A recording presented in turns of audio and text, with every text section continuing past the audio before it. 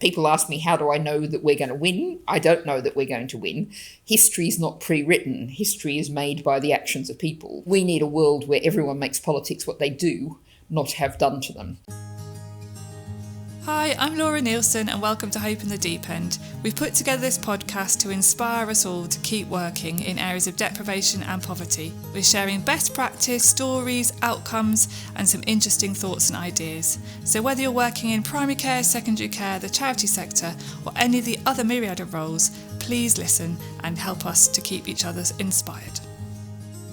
Hello and welcome to Hope in the Deep End podcast. My name's Sam and today I'm joined by former leader of the Green Party, Natalie Bennett. Thank you so much for joining us. It's lovely to be with you. So, how did you get into politics? What's the journey? Why did you, you've been a journalist to start off with, you've done quite an extensive career there and then made the jump into politics and then moved to the UK. So what's... I guess there's 3 points here. One is at age 5, because I was told, because you're a girl, you're not allowed to have a bicycle. And I've been a feminist ever since. You know, my 5-year-old self went, that's not fair. The second point was I studied agricultural science at the University of Sydney. And I realised that Australian farming was basically mining the soils, destroying them, not farming them. And it was actually as working as a young journalist that I saw on a biodynamic farm just the most amazing soil, what it's like when you look after the soil. So I guess that's the foundation of greenness. And then the third thing is 1st of January 2006, I just stopped working nights. I've been working for the Times newspaper, and I thought I should do something about the state of the world. I'm worried about the state of the world. I thought about joining sort of, War on Want, Greenpeace, organisations like that. But instead, I thought we have to stop electing the wrong people and hoping they'll do the right things. So that's really why I went into party politics. Fantastic. So why did you pick the Green Party? What are the values that aligned with you? I would never have joined another political party. And I think the foundation of that is in the Green Party, we understand that you can't have infinite growth on a finite planet. That's not politics, it's physics. And also that what we have to do is share things out more fairly. I really believe in human potential. And that's not based on some sort of mysticism. It's based on the understanding that we are human animals. Nature is an amazing thing. Life has been on this planet for 4 billion years. It's amazingly creative and innovative. And what we have to do is allow people to flourish. And, in the Green Party, we don't think that we're here to serve the economy. We think the economy is here to serve us. And we think that if we can unleash human potential, I'm about to nip off to an event talking about how a 4-day week as standard with no loss of pay is a climate policy. If we can allow people to unleash their talents, allow people to take action, one of my phrases is we need a world where everyone makes politics what they do, not have done to them. Absolutely. So that kind of democracy of time is something you only find those kind of political philosophies in the Green Party. Brilliant.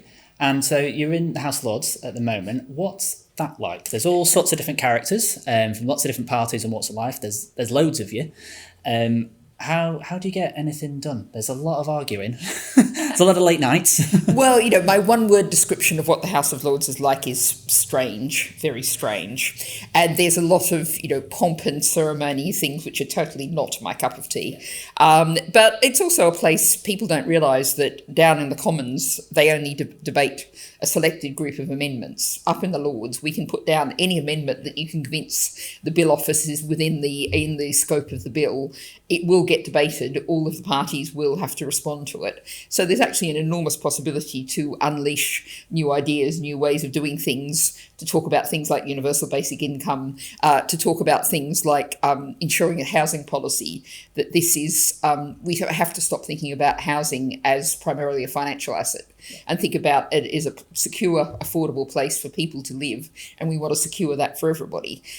So you actually have a lot more space in many ways in the House of Lords than our MPs do in the Commons. Yeah, and so speaking of housing, you're a member of the APPG for Households and Temporary Accommodation, and you've been working with us and Just Life, who are campaigning for children and adults and families in temporary accommodation. Why are you involved in this theme? Like there's so many different APPGs. There's like 700 of them. You could be a member of all of them if you wanted to. So why is this kind of close to your heart? Well, I think we are talking about some of the most disadvantaged people families in our society, and we are doing enormous damage to children. I mean, I'm sure I've cited in the House several times the statistics for the deaths of children that are actually attributed to temporary housing, and the a greatly disproportionate number of deaths that occur in temporary accommodation. And so this, to me, is a real priority area, addressing some of the most vulnerable of all. And, you know, I do also have my own little personal story in that I was a child of teenage parents back in the mid-1960s in Australia. That's where the accent comes from. You know, we grew up, when I was a baby, I don't remember it, we lived in a one-bedroom flat. I'm told that my cot was a drawer taken out of a chest of drawers. Wow. And so, although, you know, in my later childhood, we did quite well financially, I do have that foundation, I think, of understanding that comes from knowing what that's like. And, you know, it does also give me the added practical advantage that I can sleep through practically anything. Yes. Apparently, my teenage parents had parties in the living room while I slept in the adjoining room. So people say, "Did you hear that amazing storm last night?" Yeah. And I go, "What storm?" No, slept straight through it. So, yeah, sleep trained slightly differently then. Exactly. It's very exciting to be part of the Green Party at the moment, isn't it? Very Many new so. members. Manchester, or the North, has got its very first Green MP. What's the vibe like in the party at the moment? It's absolutely amazing. I mean, the last figure I've seen, and this will certainly be out of date, was 216,000 members. Gorton and Denton by-election. People don't... I was talking to some journalists last night, and they really don't get the fact that we had never seriously tried to win a by-election before. And the first time we tried, we won it. Yep. And that's a sign of the way in which the country is moving. The country is looking for hope and looking for genuine change. So for us, it's a very exciting period. And... you know, we don't know how far this can go. Ever since I became leader of the Green Party in 2012, and I've always been thinking about the first Green government.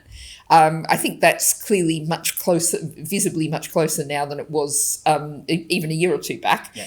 I don't know when it might come, but I'm certainly thinking about it. And what are you hopeful for? Are you hopeful for a Green government at some point? Very much so. I think you know that's politics now. Centrist politics is dead because centrist politics means leaving things much as they are now. So politics is either going to go. I'll call it green, but I don't care what you do it. It's a political philosophy that says there's enough resources in this on this planet for everyone to have a decent life, for us to look after climate and nature if we share them out fairly. The other side is the far right, which says, it's a difficult, dangerous world. We've got to grab what we can for us of ours. And those are the two dominant political forces at the moment. And people ask me, how do I know that we're going to win? I don't know that we're going to win. History is not pre-written. History is made by the actions of people. So one of the things that I really focus on is going around the country. I was talking to U3A yesterday. I talked to lots of school groups saying we need a world where everyone makes politics what they do, not have done to them.